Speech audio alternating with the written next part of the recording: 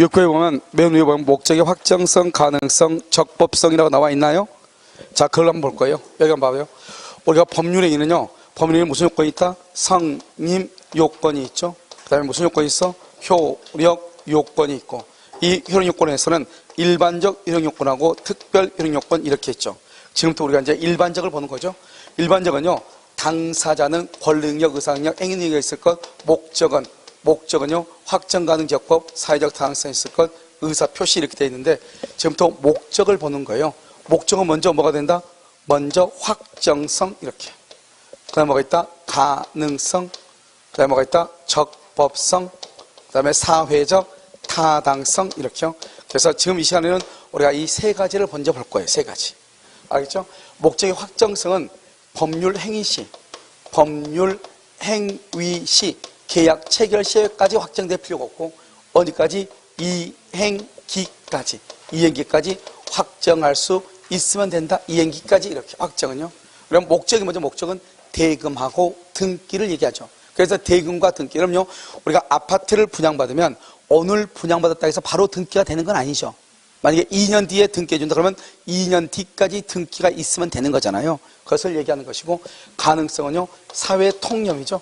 사회 통념에 따라서 가능과 불능으로 나누어지고, 이 불능은 법률행위 성립 당시를 기준으로요, 원시적 불능하고요, 후발적 불능으로 나누어지죠. 이렇게요.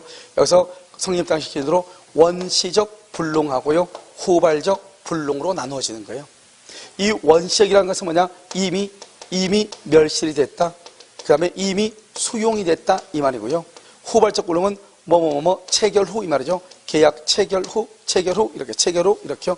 이미 멸실, 이미 수용 이렇게요. 이것을 원시적이다, 후발적이다 이렇게 얘기한단 말이죠. 그럼 원시적 불능이면서 객관적 불능이면서 여기요, 전부가 불능인 경우가 있고, 여기 일부가 불능인 경우가 있죠. 이 일부 불능을 뭐라 한다? 이것을 우리는 다른 말로 미달됐다 이렇게 얘기해요. 미달됐다 이렇게요. 후발적은 원칙적으로 유효이다, 무효이다, 유효이다 이렇게. 유효이다. 전부 불능이죠. 전부 불능은 원칙적으로 무효가 돼요.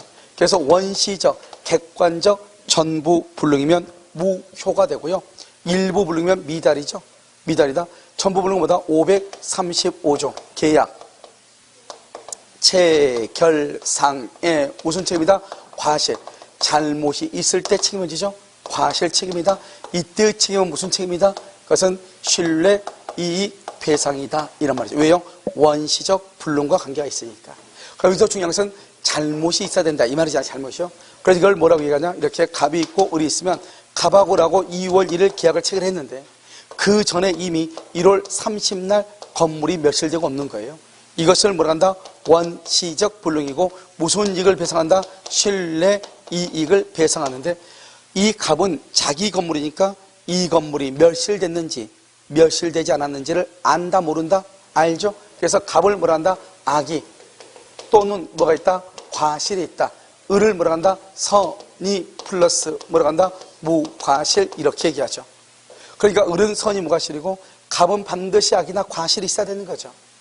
아시겠죠? 그러니까 어떻게 돼요? 원시적이고 신뢰이익이다 이 말이죠. 그런데 무슨 이익을 넘지 못한다? 이익을 넘지 못한다 이 말이죠. 그러니까 여기서 계약을 체결하는 과정에서 잘못이 있는 사람은 잘못이 없는 사람에 대해서 신뢰이익 배상을 한다. 이것을 뭐라고 한다? 계약 체결상의 과실 책임이다 이렇게 얘기를 하는 것이죠. 그 다음에 일부가 불능이죠. 일부가 불능이면 어떻게 되죠? 여기서 미달됐다 이 말이죠. 수량을 지정한 매매요. 수량을 지정한 매매에서 일부가 부족하죠. 그럼 어떻게 한다? 574조 담보 책임이죠. 수량 부족의 담보 책임. 여기서 중요한 것은 계약 체결상의 과실 책임이다. 그러면 안 돼. 알겠죠? 담보 책임이다. 그런데 담보 책임은 원칙적으로 유효가 돼. 유효. 이게 이제 큰 차이죠. 유효인데 대금을 감액하고 계약을 해지하고 손해배상을 청구하죠. 그래서 담보 책임은 원칙적으로 유효이나 대금 감액을 청구할 수 있다. 이렇게 얘기하고, 미달됐다, 일부가 부족이다 그럴 땐 계약 체결상의 과실 책임은 나올 수 없다. 왜냐? 계약 체결상의 과실 책임은 무슨 불능이다? 전부 불능이다. 전부. 그 다음에 후발적은 유효인데 여기서 매도인이요. 매도인을 뭐란다? 채무자라고 얘기하는 것이고요. 여기서 매수인이죠. 매수인을 뭐라고 한다? 채권자다. 이렇게 채권자. 그 다음에 이걸 쌍방이죠. 쌍방. 그래서 매도인의 잘못이 있다. 매수인의 잘못이 있다. 쌍방의 잘못이 없다. 이 말이야. 잘못이 없다. 이렇게 잘못이 없다. 이것을 우리는 뭐라고 표현한다? 채무불이행이다. 이렇게 얘기하고요. 이 두 가지를 뭐라 한다? 위험부담이다. 이렇게 얘기하고. 위험부담. 이걸 채무불이행이죠. 위험부담이다. 이렇게 얘기하고, 채무불이행이 있으면 계약을 해제하고 원상 회복을 청구하고 손해배상을 청구하는 것이죠. 여기서 위험부담이죠. 잘못이 없을 때 여기서 대상 청구권이라고 하는 것이 나오죠. 대상 청구권이 나올 수 있다. 그러면 이것을 이렇게 쭉 이렇게 보는 거죠.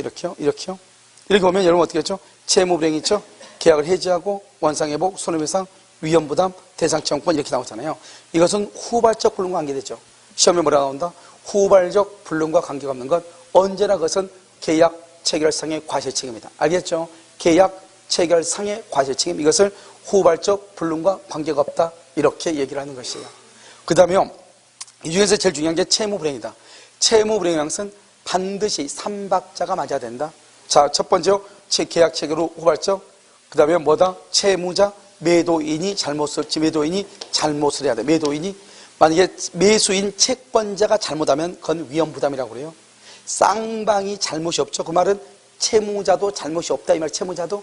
그러면 그것은 위험부담이라고 그래요. 그건 채무불이행이라는 말이 안 나와. 그래서 그럼요. 채무불이행이라는 말이 나와서는 안 되는 것이 딱 두 가지가 있어. 정확하게. 딱 두 가지가 더 있는데 정확하게 두 가지. 뭐냐? 계약 체결상의 과실책임. 그것은 채무불이행이라는 말이 나오면 안 돼. 채무불이행은 후발적과 관계가 되죠. 그런데 계약 체결상의 과실책임은 원시적과 관계가 되잖아요. 그 다음에 두 번째, 여기서는 위험부담에서는 채무불이행이라는 말이 나오면 안 돼. 위험부담은 뭐와 관계된다? 그것은 잘못이 있어 없어? 채무자가 없죠. 그래서 위험부담에서는 채무불이행이 나오면 안 돼. 그래서 채무불이행은 계약 체결상의 과실책임과 위험부담에서는 채무불이행이라고 하는 말이 나오면 안 된다. 이런 말이죠. 정확하게 이 두 가지를. 이것을 우리는 뭐란다? 원시적, 후발적 이렇게 나오죠. 그래서 시험에 나올 때 어떻게 나온다? 다음 중에서 무효인 것을 찾으시오. 무효인 것. 그걸 뭘 찾는 것이냐? 원시적 불능, 임의 멸실, 임의 수용을 찾는 것이고, 계약 체결상의 과실책임 찾으시오. 똑같아. 임의 멸실, 임의 수용을 찾는 것이고, 다음 중에서 유효가 아닌 것. 첫 번째 담보책임이 있고, 두 번째 채무불이행이 있고, 세 번째 위험부담이 있고, 이렇게 있단 말이죠. 그래서 1번, 2번, 3번, 4번, 5번이죠. 알겠죠? 5번, 그래서 뭐가 나온다? 여기요, 임의 멸실, 임의 수용이라고 하는 것이 나온다. 이 말이죠. 그러니까 이 구조를 잘 보면 아무것도 아니다. 이런 말이죠. 무슨 말인지 알겠죠? 이것은 이제 뭐란다? 가능성에 관한 것이다. 이런 말이죠. 그 다음에 이제 뭐가 나오냐? 적법성이라고 하는 게 나오죠. 적법성. 우리가 이제 적법성이라는 것이 뭐냐? 이 적법성은요, 먼저 우리가 강행 규정하고, 그 다음에 임의 규정으로 나누어져요. 이 강행 규정과 임의 규정은 먼저 비교가 되죠. 강행 규정은 뭐냐? 선량한 풍속, 103조죠. 선량한 풍속 기타 사회 질서와 관계 있는 규정. 관계 있는. 그런데요, 임의 규정은 선량한 풍속 기타 사회 질서와 관계 없는 규정, 없는 규정, 그것을 임의 규정. 관계 있는 것을 강행 규정, 이렇게 얘기해요. 관계 있는, 관계 없는, 이렇게 얘기를 해요. 그러면 임의 규정은 주로 어디가 있다? 채권법에 있죠. 근데 문제는 뭐냐면, 채권법 중에서 임대차죠. 임대차는 또 뭐다? 임대차는 편면적 강행 규정, 임차인을 보호하기 위해서 강행 규정으로 되어 있단 말이죠. 예외적으로 무슨 규정이 있다?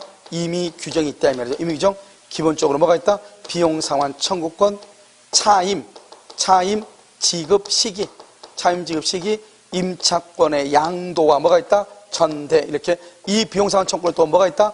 필요비하고 뭐가 있어? 유익비. 이렇게 필요비, 유익비. 이것을 임의 규정이라고 얘기하는 것이고, 나머지를 강행 규정이라고 얘기하죠.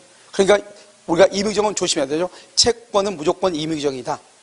그런데 임대차는 강행 규정이다. 임대차 속에 무슨 규정이 들어있다? 임의 규정이 들어있다. 비용상환 청구권, 차임 지급 시기, 임차권의 양도나 전대의 제한. 알겠죠? 임의 규정이다. 이런 말이죠. 이것을 아시고, 그러면 우리가 채권법의 임의규정이라는 말이 무슨 말이냐 이런 말이죠. 대금과 등기는 동시행이죠. 반드시 동시행할 필요가 없이 잔금을 먼저 지급하기로 약속할 수 있다. 해저권이 있다고 해서 반드시 계약을 해지할 수 없다고 약속할 수 있다. 물건에 하자가 있어도 담보 책임을 면제하기로 약속할 수 있다. 다 그걸 얘기해. 무슨 규정이니까? 임의 규정이니까 채권법은 무조건 다른 합의를 할 수가 있는 것이 알겠죠? 그런데 강행 규정은 주로 뭐냐? 물권법이에요. 그래서 물권법은 주로 강행 규정이란 말이죠. 그럼 물권법에서 뭐가 중요하다? 임의 규정이 중요하죠. 그래서 물권법 임의 규정은 242조. 242조 경계선 부근의 건축. 우리가 경계선 부근의 건축을 할 때는 얼마나 이상 떼야 되죠? 반미터 이상, 반미터 이상 떼도 되고 안 떼도 돼. 합의에 의해서 244조. 244조가 지하시설이요. 지하시설에 관한 규정. 지하시설. 그것도 경기로부터 2m 이상을 떼야 되는데 합의에 의해서 그러지 않을 수도 있다 이 말이고요. 그 다음에 뭐가냐? 이제 지상권에 보면 관습상 법정지상권이요. 관습상 법정지상권은 임의 규정이에요. 366조는 뭐죠? 366 그러면 저당권이죠. 저당권은 물권이죠. 무슨 규정이다? 강행 규정인데 관습상 법정지상권은 임의 규정이죠. 그래서 관습상 법정지상권은 두 가지로 보면 되죠. 건물을 철거한다는 합의가 없어야 법정지상권이 성립해. 그러면 건물을 철거한다는 합의가 있으면 성립한다 안 한다? 안 한다. 안 할 수도 있다 이 말이죠. 그 다음에 관습상 법정지상권은 미리 말할 수 있어? 포기할 수 있죠. 그래서 법정지상권이 성립했음에도 불구하고 임대차 계약을 체결했다고 하는 것은 무엇을 포기한 것이다? 지상권을 포기한 것이다. 우린 것을 말한다? 임의 규정이다. 이렇게 얘기하죠. 그럼 이제 지역권은 없고요. 그럼 전세권에 가면 전세권 양도 금지 특약. 전세권 양도 금지 특약 이렇게요. 전세권 양도를 금지하는 것 양도 금지 특약은 무슨 규정이다? 임의 규정이다 이 말이죠. 유치권에 가면 뭐가 나오죠? 유치권 하면 유치권 배제 특약. 유치권을 배제하기로 특약을 하죠. 그러면 유치권을 성립할 수가 있다 없다? 없다. 그래서 이런 것들이 뭐가 된다? 임의 규정이 된다. 이런 것들 빼고는 물권법은 원칙적으로 다 무슨 규정이다? 강행 규정이다. 강행 규정은 중요한 것은 선량한 풍속 기타 사회 질서와 관계가 있다. 강행 규정. 선량한 풍속 기타 사회 질서와 관계가 없다. 임의 규정 이렇게 한단 말이죠. 그 다음에요. 강행 규정 속에서 무슨 규정이 있다? 효력 규정이 있고 그 다음에 무슨 규정이 있다? 단속 규정이 있다. 이 말이죠. 단속 규정 이렇게요. 효력 규정, 단속 규정 이렇게요. 여기에서 효력 규정을 위반하죠. 그럼 어떻게 되죠? 그러면 효력 규정을 위반하면 형법상으로 형사처벌을 받죠? 형사처벌을 받는다. 단속 규정을 위반하면 뭐가 난다? 형사처벌을 받아. 형사처벌. 그런데 문제는 뭐죠? 이 단속 규정을 위반하면 뭐가 된다? 유효이죠. 사법상으로는 효력 규정을 위반하면 유효이다, 무효이다? 무효이다 이 말이죠. 그래서 판례가 강행 규정 얘기했을 때 강행 규정은 효력 규정을 얘기하는 것이고 단속 규정을 얘기하는 것이 아니다. 판례가 얘기하는 것은 강행법규는 뭘 얘기한다? 효력 규정을 얘기하는 것이다. 여기서 단속 규정은 뭐가 있다?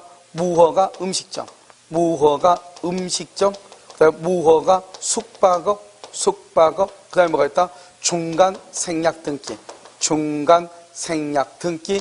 다른 말로 뭐라 한다? 이것을 미등기 전매라고 얘기하는 것이고, 그다음에 우리가 이번에 주택법상의 전매 금지 규정, 전매 금지 규정을 위반한 경우, 그 다음에 또 최근에 시험은 나오지 않았지만 뭐가 있냐면요. 우리가 중개업자 있죠? 중개업자의 무슨 거래? 직접 거래 이렇게 직접 거래 이런 것은 단속 규정에 속한다. 그 중에서 제일 중요한 게 뭐다? 중간 생략 등기, 미등기 전매다. 중간 생략 등기, 미등기 전매 이게 가장 중요하다 이 말이죠. 그 다음에 우리 시험에 뭐가 나왔다? 무허가 숙박업이라고 하는 건 시험이 나왔죠. 무허가 숙박업. 알겠죠? 그래서 무허가 호텔에 대한 숙박 계약. 유효이다, 무효이다? 유효이다. 이렇게. 효력 규정은 뭐가 있다? 토지거래 허가.